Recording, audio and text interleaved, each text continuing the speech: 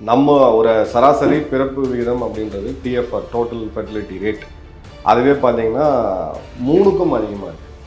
3.5 கிட்டத்தட்ட அவங்களுக்கு இருக்குது.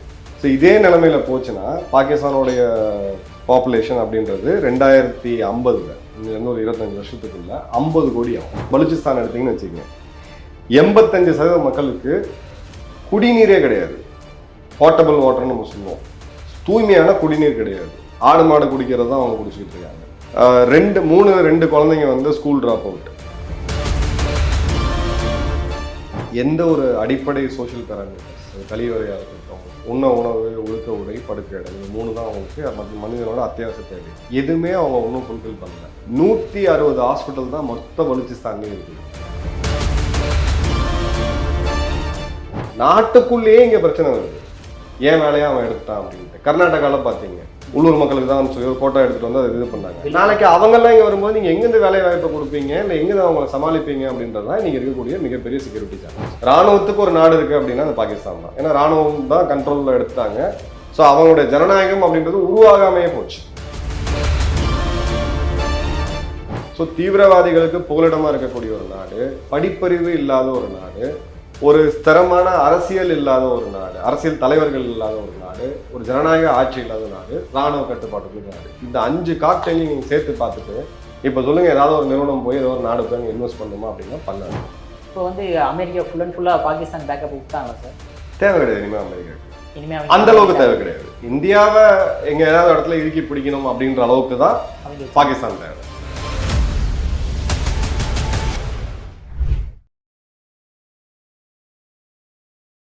இளைய பாரதம் நேயர்களுக்கு வணக்கம். தமிழ்நாடு பாலிடிக்ஸை தமிழ்நாட்டில் இருக்கிறவங்க சாதாரணமாக பேசிடலாம். அதே மாதிரி நேஷனல் லெவல் பாலிடிக்ஸை ஓரளவுக்கு பேசுவாங்க, அவ்வளோதான். ஆனால் இன்டர்நேஷ்னல் லெவல் பாலிடிக்ஸை தமிழ்நாட்டிலேருந்து பேசுகிறது ரொம்ப ரேரஸ்ட் ஆஃப் ரேர் பீப்புள் தான் பேசுவாங்க. அந்த ரேரஸ்ட் ஆஃப் ரேர் ஜெம் இன்றைக்கி நம்ம எல்லோட இணைஞ்சிருக்கிறது பார்த்தீங்கன்னா நம்ம மேஜர் மதன் சார் தான். சார் வணக்கம் சார். வணக்கம் சார். ஃபஸ்ட்டு கொஸ்டின் என்ன சார், இந்த மாதிரி நீங்கள் ஒரு வீடியோ போட்டிருந்தீங்க உங்களுடைய சேனலில், மேஜர் மதன் குமார் சேனலில் போட்டிருந்தீங்க. அதாவது பாகிஸ்தானில் பாப்புலேஷன் இன்க்ரீஸ் ஆகிறதுனால இந்தியாவுக்கு பாதிப்படைன்ற மாதிரி சுச்சுவேஷன்லாம் நடக்கும் அப்படின்ற மாதிரி விஷயங்கள் பேசியிருந்தீங்க. அதோடைய பேக்ரவுண்ட் என்னங்க சார் அது? நீங்கள் இதுக்கு வரலாற்று சான்று ஏற்கனவே இருக்குது. பங்களாதேஷ் அன்னைக்கு கிழக்கு பாகிஸ்தானாக இருக்கும்போது ஒரு பெரிய ஒரு புயல் வந்து அங்கே மழை, பெரிய ஒரு இயற்கை பேரிடர் வரும்போது அங்கே இருக்கக்கூடிய மக்கள் உணவுக்கே வழி இல்லாமல் தப்பிச்சு இந்தியாவுக்கு வராங்க. 1965, 67 அந்த காலகட்டங்களில். இப்போ வரும்போது அன்னைக்கு பாரதமும் ஒரு ஏழ்மையான ஒரு நாடு தான். இன்றைக்குமே நம்ம ஏழைகள் அதிகமாக இருக்கக்கூடிய நாடு நம்ம தான் இருக்குது. அப்போது நீங்கள் 30 லட்சம் அகதிகள் உள்ளே வரும்பொழுது அவங்களுக்கு நீங்கள் எப்படி உணவு தேவையை பூர்த்தி செய்வீங்க, அப்புறம் அவங்கள வச்சு என்ன நீங்கள் பண்ண போகிறீங்க, அவங்கள எப்படி நீங்கள் எப்போ திரும்ப அனுப்புவீங்க, அது போன்ற பல கேள்விகள் வந்துச்சு. வந்த பிறகு தான் அன்னைக்கு பிரதமர் இந்திரா காந்தி அவர்கள் என்ன பண்ணாங்கன்னா, இல்லை இதுக்கு ஒரு பெர்மனன்ட் சொல்யூஷன் தேவைப்படுது அப்படின்ற போது தான் அந்த நாடு தனிநாடு கோரிக்கை வைத்து ஷேக் முஜிபுர் ரஹ்மான் போகும்போது நாம் அதுக்கு துணையாக இருந்து இந்திய ராணுவத்தை அனுப்பிச்சு ஒரு புது நாட்டை உருவாக்கணும். இன்னைக்கு அப்படியே இந்த கான்டெக்ட் இன்னைக்கு பாருங்க, பாகிஸ்தானில் இன்னைக்கு ஒரு 24 கோடிக்கு அதிகமாக அவங்க போயிட்டாங்க. நம்ம ஒரு சராசரி பிறப்பு விகிதம் அப்படின்றது டிஎஃப்ஆர், டோட்டல் ஃபெர்டிலிட்டி ரேட், அதுவே பார்த்தீங்கன்னா 3க்கும் அதிகமாக இருக்குது. 3.5 கிட்டத்தட்ட அவங்களுக்கு இருக்குது. ஸோ இதே நிலைமையில் போச்சுன்னா பாகிஸ்தானோடைய பாப்புலேஷன் அப்படின்றது 2050 இங்கிலேருந்து ஒரு 25 வருஷத்துக்குள்ள 50 கோடி ஆகும். இப்போது 24 கோடி மக்களுக்கு அவங்களுக்கு வந்து உணவு பற்றாக்குறை எதுவுமே அவங்களால பூரா கொடுக்க முடியல. உதாரணத்துக்கு பலுச்சிஸ்தான் எடுத்தீங்கன்னு வச்சுக்கோங்க, 85% மக்களுக்கு குடிநீரே கிடையாது. போர்ட்டபிள் வாட்டர்னு நம்ம சொல்லுவோம், தூய்மையான குடிநீர் கிடையாது. ஆடு மாடு குடிக்கிறது தான் அவங்க குடிச்சிக்கிட்டு இருக்காங்க. ரெண்டு குழந்தைங்க வந்து ஸ்கூல் ட்ராப் அவுட். ஸோ அவங்கக்கிட்ட பலுச்சிஸ்தான் மிகப்பெரிய ஒரு மாகாணம் அவங்களோட இதில். அந்த மாகாணத்தோடைய நிலைமை எடுத்தீங்க இன்னைக்கு அப்படின்னா, எந்த ஒரு அடிப்படை சோஷியல் பேராமீட்டர்ஸ், அது கழிவறையாக இருக்கட்டும், உணவு, ஒழுக்க உடை, படுக்கை இடம், இந்த 3 தான் அவங்களுக்கு மனிதனோட அத்தியாவசிய தேவை. எதுவுமே அவங்க ஒன்றும் ஃபுல்ஃபில் பண்ணல. 160 ஹாஸ்பிட்டல் தான் மொத்த பலுச்சிஸ்தான்லேயும் இருக்குது. அப்புறம் எப்படி சார் டோட்டல் ஃபெர்டிலிட்டி 3.5 ரேஞ்சுக்கு இருக்குது? டோட்டல் ஃபெர்டிலிட்டி ரேட் இருக்கிறதுக்கு காரணம் என்னென்னா, மத ரீதியான சில கட்டுப்பாடுகள், அவங்களுடைய அந்த மதம் சம்மந்தப்பட்ட ரீதியான சில கட்டுப்பாடுகள் அவங்க இன்றைக்கும் ஃபாலோ பண்ணிகிட்டு இருக்காங்க. 2வது இந்த ஆரம்ப சுகாதார நிலையம். இன்றைக்கி நம்ம தமிழ்நாட்டில் போனீங்கன்னா மூக்கெல்லாம் நீங்கள் ஒரு சின்ன வில்லேஜெலாம் நீங்கள் பார்ப்பீங்க, கருத்தடையை பற்றியான அவேர்னஸ் இருக்குது. லிட்ரஸி ரேட் இந்தியாவில் அதிகமாக இருக்குது. இரு குழந்தைங்களுக்கு மேலே பேர்த்துக்கிட்டு அந்த குழந்தைங்களை எப்படி நம்ம வந்து வளர்க்கணும் அப்படின்ற அந்த இதெல்லாமே இருக்குது. ஸோ நமக்கு அந்த பாப்புலேஷன் கண்ட்ரோல் ஆகிடுச்சு. நம்ம வந்து 2.3 நம்மளோட இந்தியாவோட டோட்டல் ஃபெர்டிலிட்டியில் ஆவரேஜாக போயிட்டுருக்கோம். ஸோ நம்ம பாப்புலேஷனுக்கு அதுக்குமே சில சவால்கள் இருக்குது. அதை நம்ம வந்து இன்டர்னலாக நம்ம வந்து கட்டுப்படுத்தி வச்சுருக்கிறோம். இது வந்து டிப்பிக்கலாக என்ன சொல்கிறாங்க உலக நிறுவனங்கள்லாம் பாப்புலேஷன் எக்ஸ்ப்ளோஷன். இது பாப்புலேஷன் எக்ஸ்ப்ளோஷன் ஆச்சுன்னா 20-25 வருடங்களுக்கு ஒரு தடவை உங்கள் பாப்புலேஷன் டபுள் ஆகிட்டே இருக்கும். ஸோ உங்களுக்கு கல்வி அறிவு ரொம்ப கம்மி, உங்கள்கிட்ட இருக்கக்கூடிய இன்ஃப்ராஸ்ட்ரக்சர் அரசோடைய மருத்துவமனையாக இருக்கட்டும், பள்ளிக்கூடங்களாக இருக்கட்டும், இது எல்லாமே ஏற்கனவே அதிகமான டிமாண்ட் இருக்குது, உங்கள்கிட்ட கம்மியாக தான் இருக்குது. இன்னும் பாப்புலேஷன் நீங்கள் ஆட் பண்ணுறீங்க. அப்போ உங்களுக்கு வந்து அந்த படிப்பறிவுன்றதை உங்களால் கொடுக்கவே முடியாது. பெண்களுடைய அந்த கருத்தடை சம்மந்தப்பட்ட மெடிக்கல் எக்யூப்மெண்ட்ஸ் அதுக்கு உண்டான இது எதுவுமே கிடையாதுங்க. அப்போ நீங்கள் பாப்புலேஷனை கண்ட்ரோல் பண்ணுறதுக்கான மூன்றாவது மிக மிக முக்கியமாக மத ரீதியாக அவங்க ஃபாலோ பண்ணக்கூடிய சில கோட்பாடுகள் படி இல்லை கருத்தடை பண்ணக்கூடாது, கருத்தடைக்கு சம்மந்தப்பட்ட எதையுமே நம்ம உபயோகிக்கக்கூடாது அப்படின்ற அந்த சோஷியல்ஸ் இதுவுமே இருக்குது. இது மூணும் சேரும் பொழுது அரசு இதை பற்றி கண்டுக்காத போது ஒரு மிகப்பெரிய பிரச்சனையாகுது. இப்போ இந்தியாவுக்கு ஏன் பிரச்சனை வரும்னு நான் சொல்கிறேன் அப்படின்னா, நம்ம நீங்கள் குஜராத்தில் ஆரம்பித்து ஜம்மு வரைக்கும் சமவெளி பகுதியில் கிட்டத்தட்ட ஒரு 1000 கிலோமீட்டர் நம்மகிட்ட ஒரு இன்டர்நேஷ்னல் பார்டர் இருக்குது. அங்கேருந்து நீங்கள் காஷ்மீர் வரைக்கும் எடுத்திங்கன்னா ஒரு 760 கிலோமீட்டர் நமக்கு லைன் ஆஃப் கண்ட்ரோல் இருக்குது. இப்போது அளவுக்கு அதிகமாக இந்த மக்கள் தொகை வளர்ந்துக்கிட்டே போகுது. நாளைக்கு அவங்களுக்கு உணவு இல்லைன்னா என்ன பண்ணுவாங்க? அகதிகளாக வேறு நாட்டுக்கு தஞ்சம் போவாங்க, இல்லீகலாவோ இல்லை இல்லீகலாவோ. பங்களாதேஷ்லேருந்து நீங்கள் பார்த்து தான் இருக்கணும். நம்ம இன்னைக்கு வந்து நீங்கள் பங்களாதேஷ் இஷ்யூ இல்லைன்னு யாருமே சொல்ல முடியாது. ஒரு மாநிலத்திலும் எத்தனை பங்களாதேஷிகள் இருக்காங்க நம்ம கணக்கே தெரியாது. ஃபாரஸ்ட் பார்டர் நிறைய இருக்கு. ஃபாரஸ்ட் பார்டர் நிறையா இருக்குது. இங்கே ஒரே நேரத்தில் நாளைக்கு ஒரு 20 லட்சம் 30 லட்சம் பேர் உள்ளே வராங்க அப்படின்ற பட்சத்தில் நீங்கள் எவ்வளோ பெரிய இராணுவத்தை வச்சு நீங்கள் எப்படி தடுப்பீங்க? இல்லை இது எப்படி வந்து இவங்களை மேனேஜ் பண்ணுவீங்க? ஃபென்ஸ் நம்ம போட்டிருக்கோம், வேலின்றது அது ஒரு தடுப்பு தானே தவிர அது அரண் கிடையாது. ஸோ அப்போ நாளைக்கு இந்த மக்கள்லாம் உள்ளே வராங்க அப்படின்ற போது பிஓகேலேருந்து வராங்க. இப்போ பிஓகே நம்ம டெரிட்டரி, அது ஆக்கிரமிப்பில் இருக்குது, அதை நம்ம அக்செப்ட் பண்ண முடியும். நாளைக்கு அவங்க இப்போ சிந்து சைட்லேருந்தோ இல்லை பஞ்சாப் சைட்லேருந்தோ சாரையாக ஒரு 20 லட்சம் பேர் வராங்கன்னு வச்சுக்கோங்க. நீ எந்த இராணுவத்தை போட்டு நீங்கள் எப்படி போட்டு தடுப்பீங்க? அவங்க உள்ளே வரும்போது அவங்களை எப்படி நீங்கள் சமாளிப்பீங்க? ஒரு ரேடிகலைஸ்டான பாப்புலேஷன்.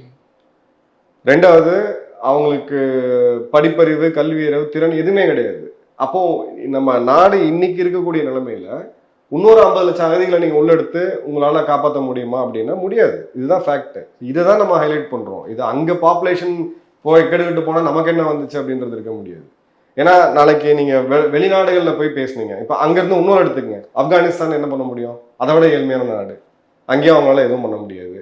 ஈரான் அவங்க அனுமதிக்க மாட்டாங்க, பலுச்சிஸ்தான்ல இருக்கிறவங்கள வேணா அவங்க அனுமதிப்பாங்க, அதுவும் ஒரு லிமிட்டடாக தான் இருக்கும். அப்போ இந்த நாட்டோட அகதிகளை யார் எடுத்துக்குவாங்க? எல்லையை கொண்டு அதிகமாக கொண்டு இந்தியா தான் எடுத்தாகும். சைனாவோட எல்லை ரொம்ப சின்னதாக இருக்குது. அப்போ இந்திய எல்லைக்குள்ள அவங்க ஒரு சாரசாரியாக நாளைக்கு உள்ளே வராங்க அப்படின்னா இது வந்து ஏதோ இமேஜினரியாக நம்ம பேசல, இது நடந்திருக்கு ஏற்கனவே. பங்களாதேஷில் கிழக்கு பாகிஸ்தானில் பிரச்சனை வரும்போது அன்னைக்கு இந்திரா காந்தி அவர்கள் 30 லட்சம் அகதிகளை வச்சு நாங்கள் என்ன பண்ணுவோம்னு சொல்லி ஐநா சபை கேட்டாங்க. போர் தொடுக்கிறதுக்கு காரணமே அதான். ஆமாம், ஒரு மெயின் ரீசன் அதுதான். ஸோ அந்த மாதிரியான இது. ரெண்டாவது பார்த்தீங்கன்னா தொடர்ந்து பாகிஸ்தானில் இயற்கை பேரிடர்ன்றது அதிகமாயிட்டே தான் இருக்கு. ஆமாம் சார், இப்போ கூட இங்கே நம்ம கேரளா நடந்த மாதிரி தான் அங்கேயும் லாகூர்ல நீங்கள் பார்த்துருக்கீங்க, இங்கே எல்லாம் இருக்கு. அப்போ நாளைக்கு அங்கே நோக்கி வராங்கன்ற போது நம்ம எப்படி அவங்கள ஹேண்டில் பண்ண போகிறோம் அப்படின்றது ஒரு மிகப்பெரிய கேள்வி இருக்கு. ரெண்டாவது, இங்கே இருக்கக்கூடிய அரசியல். இப்போ அகதிகள் பொறுத்த வரைக்கும், பாகிஸ்தான் அகதிகள் பொறுத்த வரைக்கும் ரிலீஜியஸ் மைனாரிட்டிஸை மட்டும்தான் நம்ம எடுப்போம்னு சொல்லி சிஏ கொண்டு வந்திருக்கோம். ஆனால் அந்த சிஏவை இங்கே இருக்கக்கூடிய சில முக்கியமான கட்சிகள் எதிர்க்கிறாங்க. நாளைக்கு ஒரு ஆட்சி மாற்றம் நடக்குது, ஒரு கூட்டணி ஆட்சியில் வராங்க. அப்போது இந்த மாதிரியான ஒரு சுச்சுவேஷனை வந்தால் நம்ம எப்படி ஹேண்டில் பண்ண போகிறோம்? எந்த கட்சியாவது பதில் பேசுதா? கிடையாது. இது நம்ம உள்ள அரசியல், இது லோட் பேங்க், இது வேற. பட் நாட்டில் நீங்கள் நாளைக்கு என்ன பண்ணாலுமே இப்போ எங்கே பிரச்சனை வருது? தமிழ்நாட்டில் நீங்கள் இருக்கக்கூடிய சில தலைவர்கள் பேசுகிறத எடுத்திங்கன்னா நம்மளோட வேலை வாய்ப்பு கம்மியாயிருச்சு, வெளி மாநிலத்துலேருந்து இங்கே நிறைய பேர் வந்துட்டாங்க, நாட்டுக்குள்ளேயே இங்கே பிரச்சனை வருது, ஏன் வேலையை அவன் எடுத்துட்டான் அப்படின்ட்டு. கர்நாடகாவில் பார்த்தீங்க, உள்ளூர் மக்களுக்கு தான் சொல்லி ஒரு கோட்டா எடுத்துகிட்டு வந்து அதை இது பண்ணாங்க. நாளைக்கு அவங்கெல்லாம் இங்கே வரும்போது நீங்கள் எங்கேருந்து வேலை வாய்ப்பை கொடுப்பீங்க, இல்லை எங்கேருந்து அவங்கள சமாளிப்பீங்க அப்படின்றது தான் இன்றைக்கி இருக்கக்கூடிய மிகப்பெரிய செக்யூரிட்டி சேலஞ்ச். ஓகே சார், அப்போ அவங்களோட எக்கானமி இவ்வளோ அளவுக்கு டவுன் ஆகிறதுக்கு காரணம் என்ன சார்? ஒரு பக்கம் இந்தியாவை பார்க்குறோம், ஒரு பக்கம் பாகிஸ்தானை பார்க்குறோம். இந்தியா எந்த அளவில் வேர்ல்டில் 5th லெவல் போயாச்சு, பாகிஸ்தான் டவுன் ஆகிக்கிட்டே போகிறதுக்கு காரணம் என்னமா இருக்குது? அந்த நாட்டோட அடிப்படை அடையாளம் அப்படின்றது ஒரு நாட்டோட அடையாளம் அப்படின்னு எடுத்தீங்கன்னு வச்சுக்கோங்க. இந்தியாவை எடுத்தீங்கன்னா நம்மளோட கலாச்சாரம் இருக்குது, பன்முகத்தன்மை இருக்குது, நம்மளுடைய ஒரு வரலாறு இருக்குது, எல்லாமே இருக்குது. பாகிஸ்தானுக்கு ஒரு ஐடென்டிட்டி கிரைசிஸ் ஆரம்பித்த நாள்லேயே இருக்குது. அந்த நாட்டை உருவாக்குனது முகமது அலி ஜின்னா. அவர் ஒரு ஷியா முஸ்லீம். ஆனால் பாகிஸ்தானில் அதிகமாக இருக்கிறது சுன்னி முஸ்லீம்கள் தான் அதிகமாக இருக்கிறாங்க. அங்கே அவங்க ஆரம்பிக்கும் போது பாகிஸ்தான் அப்படின்றது ஒரு பியோர் லேண்ட் அப்படின்றது தான் அந்த வார்த்தைக்கு பொருள்பட அந்த நாட்டுக்கு அந்த பேரே வைக்கப்பட்டுச்சு. இது வந்து ஒரு சுத்தமான இஸ்லாமியர்கள் வாழக்கூடியது அப்படின்னு சொல்லிட்டு. ஸோ இவங்க எங்கே ஐடென்டிஃபை பண்ணிக்கிறாங்கன்னா, நாங்கள் சுத்தமான இஸ்லாமியர்கள் இவங்க சொல்கிறது அரபு நாட்டை சேர்ந்தவங்களோட ஐடென்டிஃபை பண்ணிக்கிறாங்க. அரபு நாட்டில் இருக்க யாருமே இவங்களை வந்து கன்சிடர் பண்ண மாட்டாங்க. ஏன்னா அவங்களோட லீனியேஜ், அவங்களோட இது வந்து வேறு. அப்போ நீங்கள் எந்த ஐடென்டிட்டியில் நீங்கள் உள்ளே வரீங்க? பாகிஸ்தான் எப்படி உருவாகுது? ஜின்னா சொன்னது ஒரு சோசியலிஸ்டிக் சொசைட்டி. ஸோ 47 ஆரம்பிச்சு கிட்டத்தட்ட ஒரு 60-65 வரைக்கும் பார்த்தீங்கன்னா ஒரு சோஷியல் சொசைட்டியாக தான் இருந்துச்சு. அப்போது இந்தியாவோட அவங்க பெட்டராக இருந்தாங்க. 48 to 65 எடுத்தீங்கன்னா அவங்க வந்து நம்மளோட பெட்டராக இருந்தாங்க. அமெரிக்கா சப்போர்ட் இருந்துச்சு. அப்போ அந்த பாயிண்ட்ல பார்த்தீங்கன்னா அவங்களுடைய கலாச்சாரம் அப்படின்றது ஒரு இன்க்ளூசிவாக தான் வச்சுருந்தாங்க எல்லாருமே. ஒரு பெரிய லெவலுக்கு இல்லாமல் ஒரு இஸ்லாமிய நாடாக இருந்தாலும் Islamic republic of Pakistan. So ஒரு ரிப்பப்ளிக்காக தான், ஒரு குடியரசாக தான் இருந்துச்சு. அதன் பிறகு 2 யுத்தம் அவங்க இந்தியா கிட்ட பண்ணுறாங்க. ஒன்று 48, ஒன்று 65. இந்த 2 யுத்தமுமே வந்து காஷ்மீர் மேலே இருக்கக்கூடிய ஒரு மூடத்தனமான ஒரு ஆசைனால தான் அந்த காஷ்மீர் இது வருது. 2 யுத்தத்தில் நீங்கள் வளரக்கூடிய நாடு, ஒரு ஏழ்மையில் இருக்கக்கூடிய நாடு, 2 யுத்தத்தை பேக் டு பேக் நீங்கள் பண்ணும்பொழுது அதற்கான 2 யுத்தத்துலையுமே நீங்கள் தோக்குறீங்க. ஸோ உங்களுக்கான பொலிட்டிக்கல் டிவிடெண்ட் எதுவுமே கிடைக்கல. ஜாகிரபிக்கலாக அவங்களை ஏதாவது நீங்கள் ஏரியாவை பிடிச்சிட்டிங்களா? அதுவும் கிடையாது. ஸோ ஒரு பார்ட் ஆஃப் காஷ்மீரை மட்டும் நீங்கள் பிடிச்சிட்டு ஆசாத் காஷ்மீர்னு ஒரு பேர் வச்சுட்டு இது பண்ணுறோம். இப்போ இந்த இடத்துல வளர்ச்சியை நோக்கி ஃபோக்கஸ் பண்ணக்கூடிய நேரத்தில் நீங்கள் போருக்கு வந்து செலவு பண்ணிட்டு இருந்தீங்க. போருக்கு செலவு பண்ணும்போது இராணுவத்தோட கை வந்து ஓங்குது. ஸோ 60க்கு அப்புறமே நீங்கள் பார்த்து, அதுக்கு முன்னாடியே இராணுவத்தோட இது இருந்துச்சு. எல்லா நாட்டுக்குமே இராணுவம் இருக்கும். இராணுவத்துக்கு ஒரு நாடு இருக்குது அப்படின்னா அது பாகிஸ்தான் தான். ஏன்னா இராணுவம் தான் கண்ட்ரோலில் எடுத்துட்டாங்க. ஸோ அவங்களுடைய ஜனநாயகம் அப்படின்றது உருவாகாமையே போச்சு. 5 வருடம் இது வரைக்கும் அவங்க பிரதமர் யாருமே தங்களோட பதவி காலத்தை அப்சல்யூட் மெஜாரிட்டியில் இருக்கும்போது கூட இது பண்ண முடியல. ஸோ இராணுவத்தோட கண்ட்ரோலில் வருது. அதன் பிறகு ஜியாவுல் ஹக், ஜெனரல் ஜியா வரும்பொழுது இவர் என்ன பண்ணுறாருன்னா, இராணுவத்தை ஒரு நாட்டோட இராணுவமாக இருந்ததை இஸ்லாமிய இராணுவமாக மாற்றுறாரு. இஸ்லாமிய கோட்பாடுகளை கொண்டு வந்து அந்த இராணுவத்தோடைய அடிப்படை தன்மையை அவர் மாற்றி அமைக்கிறார். அடிப்படை தன்மையை மாற்றி அமைக்கும் போது அது வந்து இஸ்லாமியைசேஷன் ஆஃப் ஃபோர்ஸஸ்ன்னு சொல்லுவாங்க. பல நாடுகள் அதை பண்ணாங்க. இப்போ இந்தோனேஷியா இருக்குது, அவங்க பண்ணல.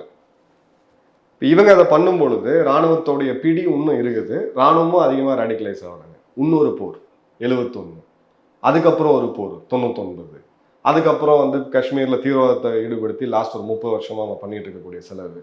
ஸோ நீங்கள் வளர்ச்சிக்கு உண்டான எதையுமே பண்ணாமல் இராணுவத்தை நீங்கள் ரேடிகலைஸ் பண்ணி அதன் பிறகு மக்களையும் நீங்கள் ரேடிகலைஸ் பண்ணி நூற்றுக்கணக்கான ஆயிரக்கணக்கான மத குருக்களை உள்ளே கொண்டு வந்து பாப்புலேஷனையும் ரேடிகலைஸ் பண்ணும் பொழுது எந்த நாடு உங்களுக்கு வந்து இப்போது இது பண்ணும்? ஸோ எங்கள் 90களில் அந்த பாலிசி எடுக்கிறாங்க. இனிமேல் இந்தியாட்ட நேரடியாக மோத முடியாது, நம்மளால ப்ராக்ஸி வார் பண்ணுவோம் அப்படின்னு சொல்லி தீவிரவாதத்தை உருவாக்குறாங்க. தீவிரவாதத்தை நீங்கள் உருவாக்கும் போது அது ஒரு பாம்பு, விஷப்பாம்பு மாதிரி. அது என்ன கடிக்கூடாது, என்னோட பக்கத்து வீட்டுக்காரனை தான் கடிக்கும் அப்படின்றது. இதுதான் ஹிலாரி கிளின்டன் ஃபேமஸாக அங்கே போயிருக்கும்போது சொன்னாங்க, you can breed snakes at your backyard and expect not to bite you அப்படின்ட்டு. உங்கள் கொல்லைப்புறத்தில் நீங்கள் பாம்புகளை வளர்த்துட்டு அது உங்களுக்கு இன்றைக்கி கடிக்காம விட்டுறாது, நீங்கள் எழுதியிருக்கவன் தான் கடிக்கும் அப்படின்றது தான் இன்றைக்கி தான் அதை கடிச்சிட்டு இருக்கு. டிடிபி, அவங்களோட தெறிக்கை தலைவன் பாகிஸ்தானாக இருக்கட்டும், உலகத்தோடைய லிஸ்டட் தீவிரவாத இயக்கங்களில் 72 இயக்கங்கள் வந்து பாகிஸ்தானை பேஸ் பண்ணி இருக்கு. ஸோ தீவிரவாதிகளுக்கு புகலிடமாக இருக்கக்கூடிய ஒரு நாடு, படிப்பறிவு இல்லாத ஒரு நாடு, ஒரு ஸ்திரமான அரசியல் இல்லாத ஒரு நாடு, அரசியல் தலைவர்கள் இல்லாத ஒரு நாடு, ஒரு ஜனநாயக ஆட்சி இல்லாத நாடு, இராணுவ கட்டுப்பாட்டுக்குள்ள நாடு. இந்த 5 காக்டெயிலையும் நீங்கள் சேர்த்து பார்த்துட்டு இப்போ சொல்லுங்கள், ஏதாவது ஒரு நிறுவனம் போய் ஏதோ ஒரு நாடு போய் அங்கே இன்வெஸ்ட் பண்ணுமா அப்படின்னா பண்ணாது. இன்னைக்கு அவங்க இருக்கக்கூடிய நிலைமைக்கு இந்த இந்தியாவுடைய எதிர்ப்பு, அவங்களுடைய ஐடென்டிட்டி அப்படின்றது, நான் எதுக்காக வாழ்கிறேன், என் நாடு என்ன அப்படின்னா, என் நாட்டை பற்றி பெருமையாக நான் 10 விஷயம் சொல்லுவேன். நீங்கள் அவங்ககிட்ட கேட்டீங்க அப்படின்னா இந்தியா எதிர்ப்பு, ஹிந்து எதிர்ப்பு, இதுதான் அவங்களுடைய ஐடென்டிட்டி. இதே மட்டுமே நீங்கள் ஐடென்டிட்டியை, வெறுப்பை மட்டுமே நீங்கள் ஐடென்டிட்டியை வச்சுருந்தீங்கன்னா உங்களால் வளர முடியாது. அதுக்கு ஒரு கிளாசிக்கல் எக்ஸாம்பிள் தான் வந்து பாகிஸ்தான். இப்போ அந்த அமெரிக்காவுடைய இந்த வார் on terrorism, so called war on terrorism, அந்த 30 வருட காலம் அமெரிக்கா அந்த பணத்தை கொடுக்காம இருந்திருந்தாங்கன்னா இந்த நாடு என்னைக்கோ கொலாப்ஸ் ஆயிருக்கும். இப்போ வந்து அமெரிக்கா ஃபுல் அண்ட் ஃபுல்லாக பாகிஸ்தான் பேக்கப் விட்டாங்களா சார்? தேவை கிடையாது இனிமேல் அமெரிக்காவுக்கு. இனிமேல் அந்த அளவுக்கு தேவை கிடையாது. இந்தியாவை எங்க ஏதாவது இடத்துல இறுக்கி பிடிக்கணும் அப்படின்ற அளவுக்கு தான் அவங்க பாகிஸ்தான் தேவை. அதை தாண்டி அவங்களுக்கு வந்து பாகிஸ்தான் இன்னைக்கு தேவை கிடையாது. ஆப்கானிஸ்தான்ல அமெரிக்க படைகள் இருக்கும் பொழுது அங்க அவங்க ராணுவ நடவடிக்கைகள் எடுக்கிறதுக்கு, அரசியல் ரீதியான நடவடிக்கைகள் எடுக்கிறதுக்கு பாகிஸ்தான் தேவைப்பட்டுச்சு. சோவியத்துக்கு எதிராக பாகிஸ்தான் தேவைப்பட்டுச்சு. சோவியத்துக்கு இந்த அரபிக் கடல் பகுதியில் கடல் எல்லை கிடைக்கக்கூடாது, அதுக்காக தான் பாகிஸ்தான் உருவாக்கப்பட்டுச்சு. இது ஜின்னா, காந்தி அவர்கள், நேரு அவர்கள் இதெல்லாமே சர்ஃபேஸ்ல பார்க்கக்கூடிய ஸ்டோரி. அடிப்படையா பிரிட்டிஷ் ஏன் அந்த இடத்த பிரிச்சாங்க, அதுவும் இப்படியே ஒரு நாட்டை பிரிச்சாங்க நீல வாக்குல அப்படின்னு பார்த்தீங்கன்னா, அந்த துறைமுகம் சோவியத்துக்கு கிடைக்கூடாது.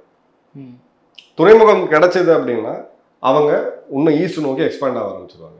ஏற்கனவே ஒரு மிகப்பெரிய பவர். அதை தடுக்கிறதுக்கு தான் நீங்கள் பாகிஸ்தானோட எல்லையில் என்ன நாடுகள் இருக்குது அந்த சைடு பார்த்தீங்க, ஆப்கானிஸ்தான் சைடு பார்த்தீங்கன்னா உஸ்பெகிஸ்தான், கிர்கிஸ்தான், துர்க்மென் இதெல்லாம் ஒரு காலத்தில் சோவியத் நாடுகள் தான் இருந்துச்சு.